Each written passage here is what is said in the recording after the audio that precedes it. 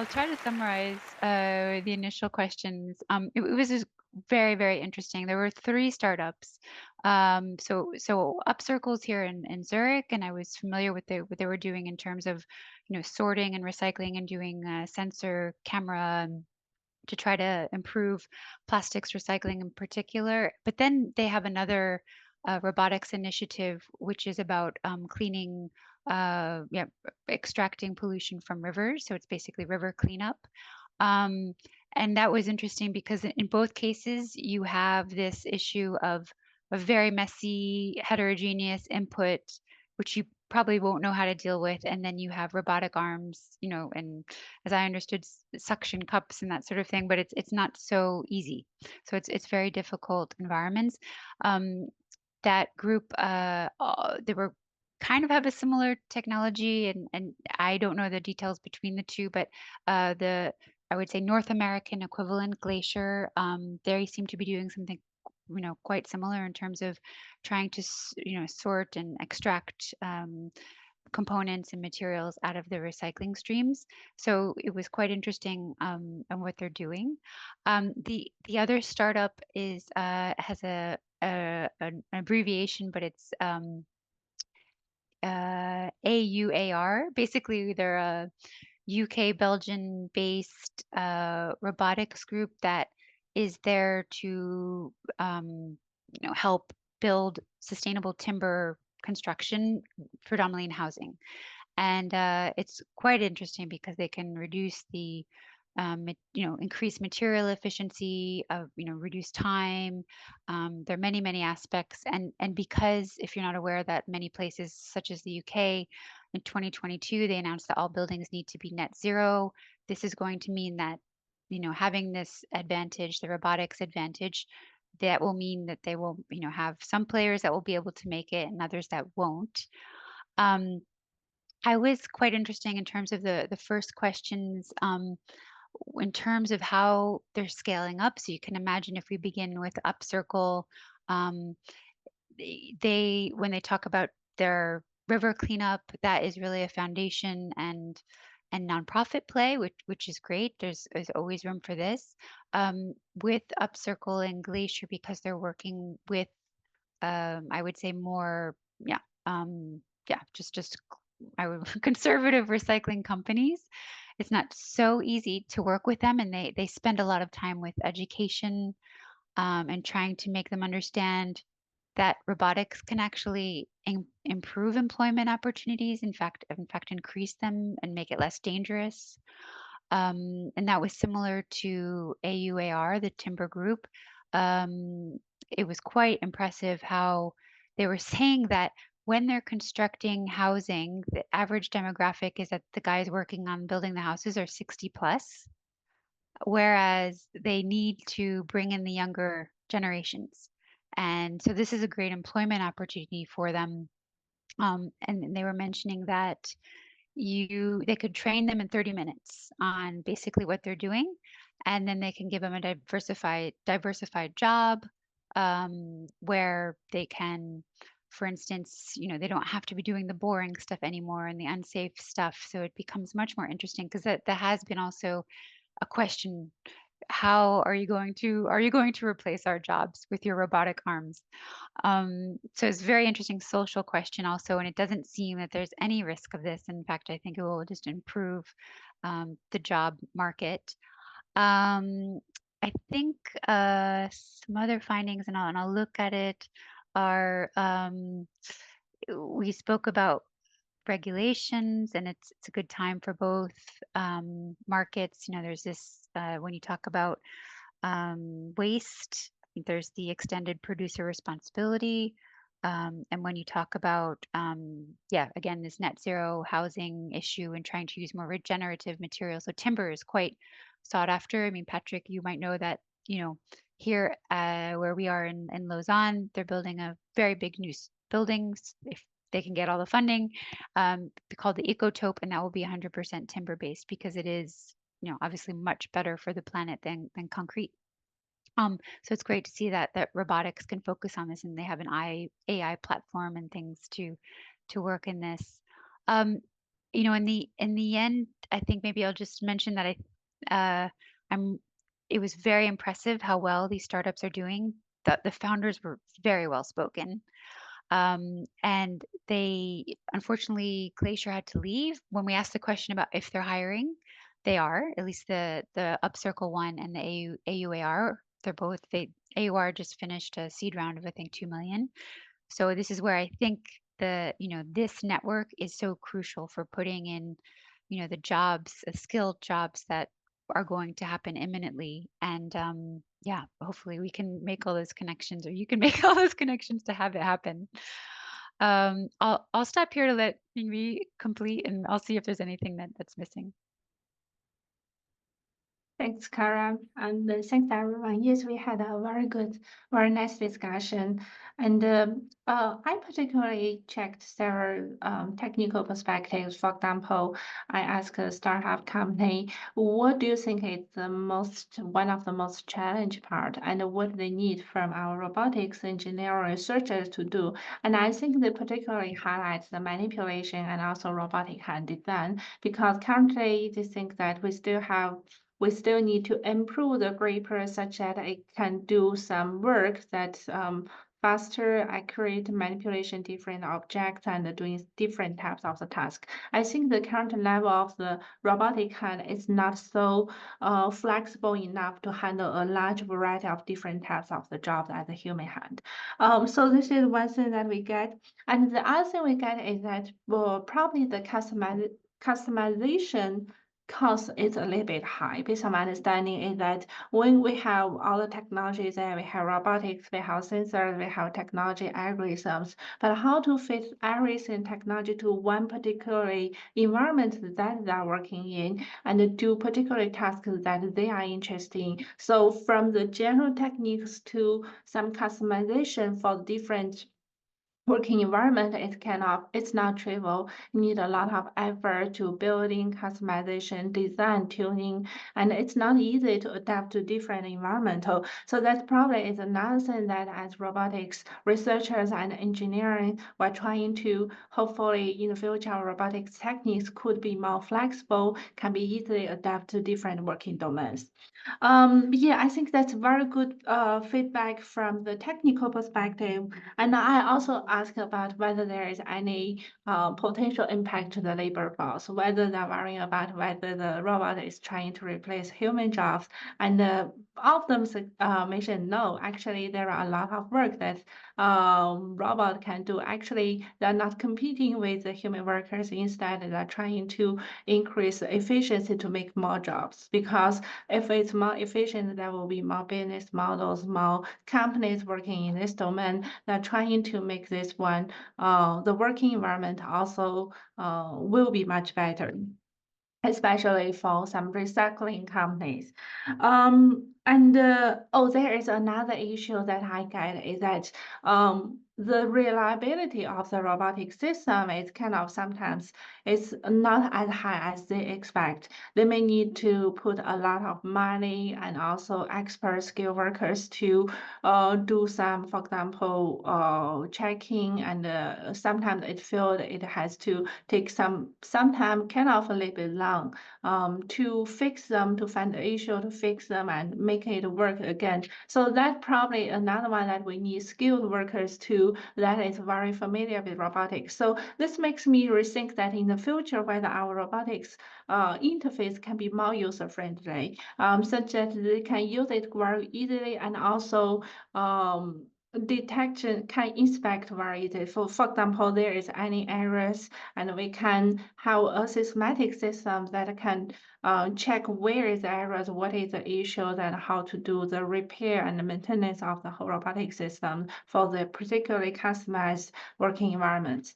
Yeah, I think I'm not sure whether I missed something, but I really get very impressive feedback from the startup companies. I really appreciate their feedback and discussions. Great. And maybe we have Rob on the line, who had missed, unfortunately, the panel yesterday.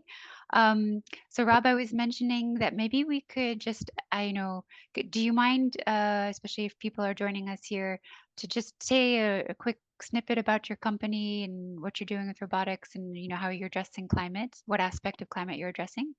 Yeah, absolutely. So I really appreciate it, and I apologize. I was on site at a customer facility, and there's no cell phones allowed inside, and missed out on some of these calendar invites. But I appreciate the quick opportunity. I'm a huge fan of the other colleagues there as part of this panel. We share some investors with Rebecca and her team with Glacier, and so we're huge fans. We do something a little bit higher level in the sense that my background's in consumer electronics manufacturing. I spent a bunch of time in Dongguan, Shenzhen, Shanghai, building, scaling, all of this consumer electronics specifically. And through that journey, I realized everything we were building was most likely going to end up in landfill. And that was really painful, to see for something we were pouring our blood, sweat, and tears into. And so, as we grew bigger and bigger and saw, returns and just natural end of lifing of product, we tried to apply some of the things that we were doing from the, manufacturing perspective, but it wasn't scalable, it wasn't cost effective. And ultimately, we were contributing to this kind of linear model of consumption, take, make, waste. And so we started Morgan in 2021 to really think about what it would create to create circularity in electronics. And we do that in kind of two ways. Most relevant to this, conversation is we have our own microfactory type solution, and that does autonomous re-X. And so that really spans not just from recycling, but all the way up to remanufacturing and kind of repair in between. Now, our biggest customers today are big data center companies, so your big cloud providers that are decommissioning their server equipment that's powering, this Zoom call, all the AI coming out, really the backbone of the internet. And as that equipment gets decommissioned, there's so much valuable components in there that could be recovered, requalified, and redeployed.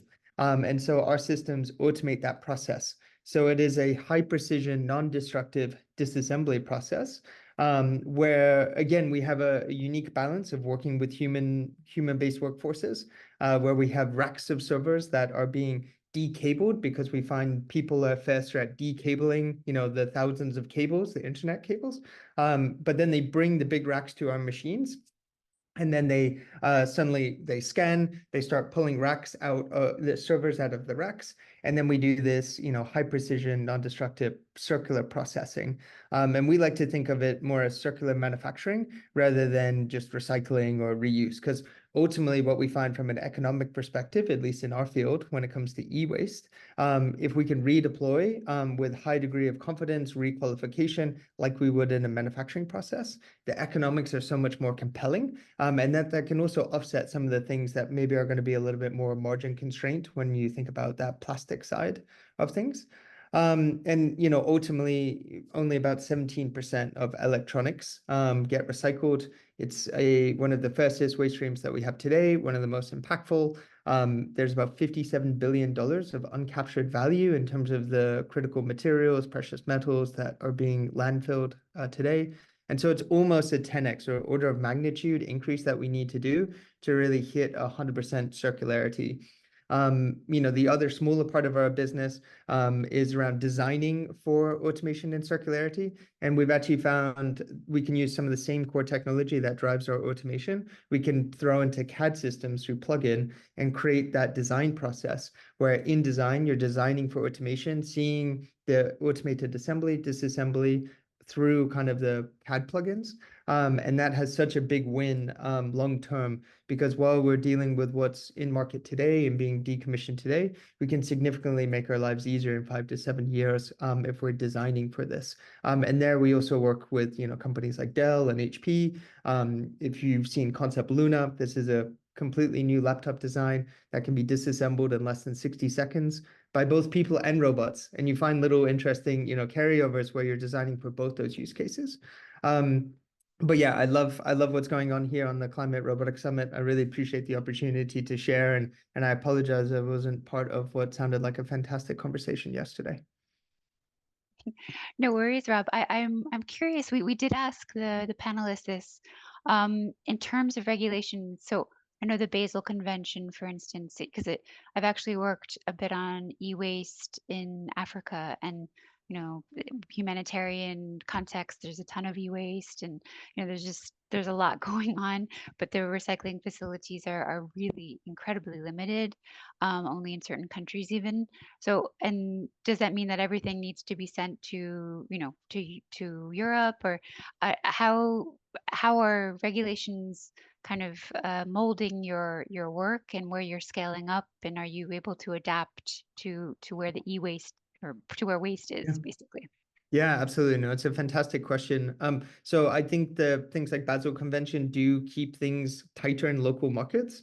And then you need to then deal with the local labor side of things. And so where things are produced, in Southeast Asia or, China, Taiwan, that's a very different labor market that's assembling, and then when we look at end of lifing these things, that needs to be done in the US. And then there's an entirely different labor profile, and that's what makes it so compelling for automation. Yeah, I think that we start with a relatively high value, high redeployability type of field when we look at servers. It's kind of the top of the top in terms of electronics.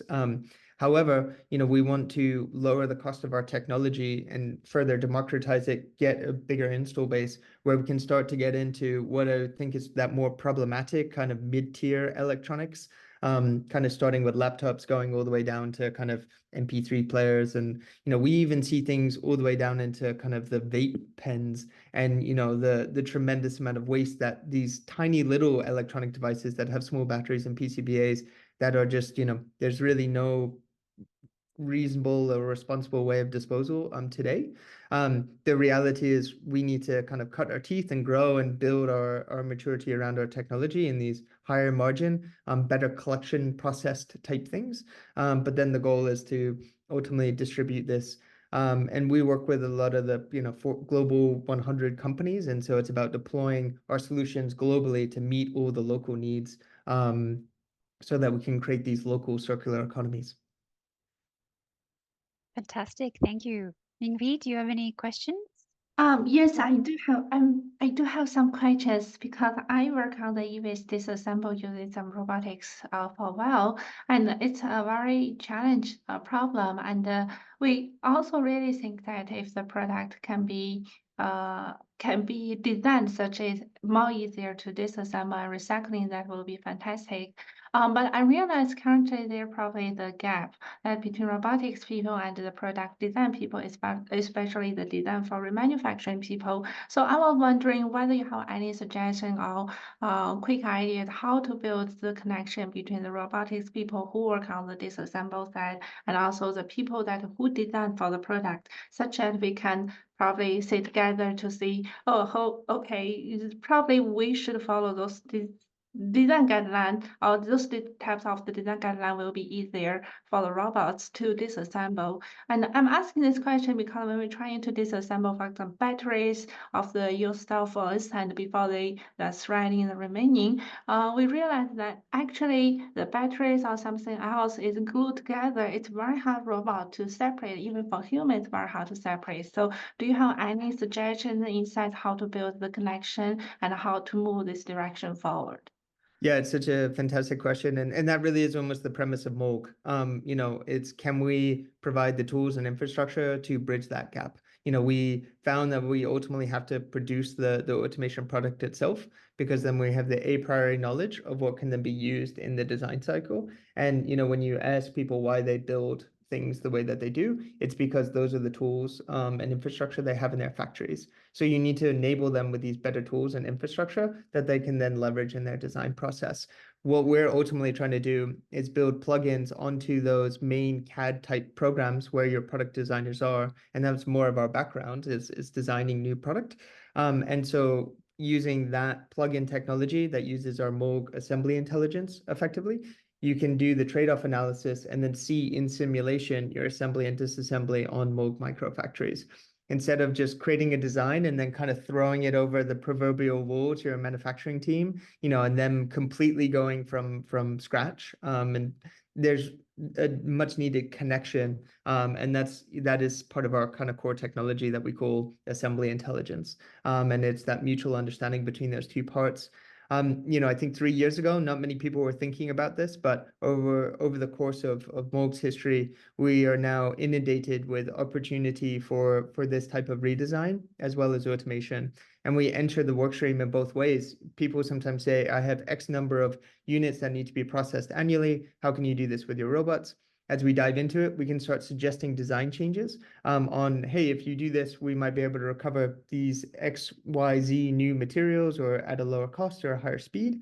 And then it actually starts kind of a dual path of a project where then we end up working on the new product design while simultaneously automating the existing, knowing that long term we're gonna, make it much better. I frequently use the analogy, when's the best time to plant a tree? 20 years ago. When's, the next best time? It's today. And so that is how I think about kind of product design, because, so many things just don't, it's quite complicated in terms of the trade-off analysis, and there's not yet enough mutual understanding of what it takes to design one for circularity, but also automation. There's some specific things, but we're trying to lower the bar there through software, plugins, making it more accessible to a broader set of people so we can see this general, shift. Yeah, thank you. Thank you very much. Yeah. And so I'd love to talk to anyone that's interested. We just won a Department of Energy grant. It's a $6.5 million project to do this specifically. We're partnered with Autodesk. We're partnered with a bunch of ITADs as well as laptop OEMs. So if anyone's interested in this work, we are also hiring. We're based outside Washington, D.C. in Northern Virginia, and love to chat with anyone that, thinks we could be helpful or we could share any of our learnings. Fantastic. Yeah, I really think this domain is very important, and actually previously it's not drawn too much attention. I think recently it just raised in a few years, in recent years. Yeah. Yeah, absolutely. If it's helpful, I can answer some of the questions I see coming through. But ultimately, we designed our own automation stack. So we've created our own language, scripting language. It's Moog production language, and that ultimately creates the high-level abstraction layer that allows us to orchestrate all these systems in our microfactories. And then, I mentioned some of this assembly intelligence, but it's really about having a deep parametric understanding of how things come together and come apart. And then, ultimately we're able to leverage off-the-shelf arms. We have a bias for ABB. We've tried a lot, but we find it is a bit of a commodity. We just need an open port. We don't use any of their planning. We just need it to listen. We do treat them as if it was just any other tool. And then our system drives all the motion planning. We've built our own custom motion planner. There's some level of ROS baked into the lowest level, but ultimately it's all handled through our assembly intelligence synthesis process, which treats every opportunity like a snowflake. Even though we kind of understand what we're looking at, we pull all the data that we can from a visual perspective. We also get device telemetry, so we can get a data record typically from the last time the device was turned on. And then we also understand what the customer requests are, like a work order. And then we use that to synthesize a job in real time and then go. And as you can imagine, as you take things apart, you also learn more all the time. So things can be, the things that you expect to be there sometimes aren't there. There's new things you find, and you have to have a very dynamic process. And what we found is we had to ultimately, do things the hard way and build that stack up ourselves. I wish that wasn't the case. I'm very grateful we didn't have to build our own robotic arms and we were able to use those. But from a software perspective, we've ended up spending the last 3 years building an entirely core proprietary software system there to be responsive to this highly dynamic demanufacturing kind of environment. Great. And Rob, we had asked a question yesterday in terms of supply shortages. So I was wondering, in terms of, is there a priority like precious metals or something that you see that it's kind of the low-hanging fruit that you need to perfect your technology to go for these things that are more sought after? And how are you changing your technology to do that, if you are? Yeah, no, absolutely. I mean, I think from the customer side, supply chain resiliency, if you look at where the funding is in the US in terms of the Inflation Reduction Act, we are part of the DOE grant that we've already won, and we have several more in pipeline, is about bringing more of that critical mineral supply chain back through. From an EV perspective, you need to be able to source 40% of your material domestically to meet some of the incentives that they have. And unfortunately, there's not enough virgin mining, and actually we don't want virgin mining. What can we use that's already in circulation? And so specifically where we're being funded through the Department of Energy, which is a new area for us, we've been traditionally just all commercial driven, Fortune 100 type companies. But we're seeing this demand from the US, government and, infrastructure perspective. How do we recapture this critical minerals and put them back into these supply chains? And they're looking across consumer electronics. They're looking across EV batteries. We've done work with Stanley Black & Decker, and all the small types of battery packs as well. And so, I think it is critically important that we have a more robust, resilient supply chain. And, I often find circularity and resilient supply chains are effectively the same thing. I obviously come at it from a climate perspective. That's why I'm interested in doing this. But there's an equal number of people, if not more, that just want resilient supply chains, especially in intense, global environments that we've seen kind of shocks to the supply chain. So we can get a lot of ESG and climate wins by creating some of these supply chain elements and doing less virgin mining. Perfect. And I think the last things that I had to note in terms of the notes were the hot takes. So I'm not sure if you're aware, Rob, but Patrick has this very fantastic idea of trying to get an idea of yours that's maybe a bit more controversial. And I'll just repeat or go over the ones that AUAR had done, which is that, the idea that robotics is taking jobs, when actually the problem is labor itself, that the industry is not taking enough initiative to train the younger generation. And the Upcircle group was saying that they're not moving, in terms of recycling, they're not taking action. And so the industry has so much potential to actually be more automated and, just more sophisticated. I wonder what your hot take would be. Yeah, absolutely. I would 100% agree on the labor side, especially speaking to the US market. The biggest problem our customers have is scale and repeatable scale. They have huge turnover in their workforce. This unfortunately is not work that people like to do. And so we're really struggling just to meet the demand. So I agree, robots, we think of robots as empowering people, 10xing their output, reshaping the way that they do work, and letting the robots do kind of the dull, dirty, dangerous that we all are deeply aware of. And then the other hot take would be, I don't think everything needs to be brand new.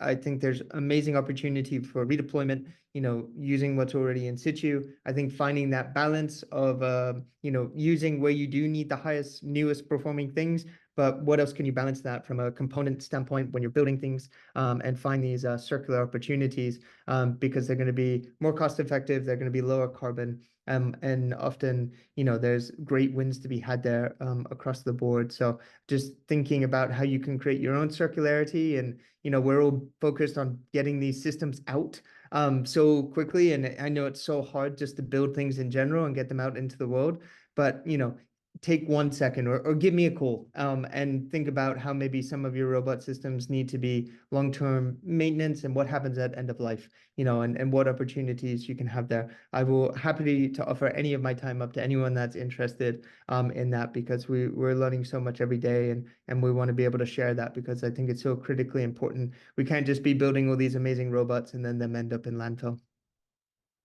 Fantastic. Thank you. My pleasure. Thank you for the opportunity. And thank you everyone for organizing such a great event.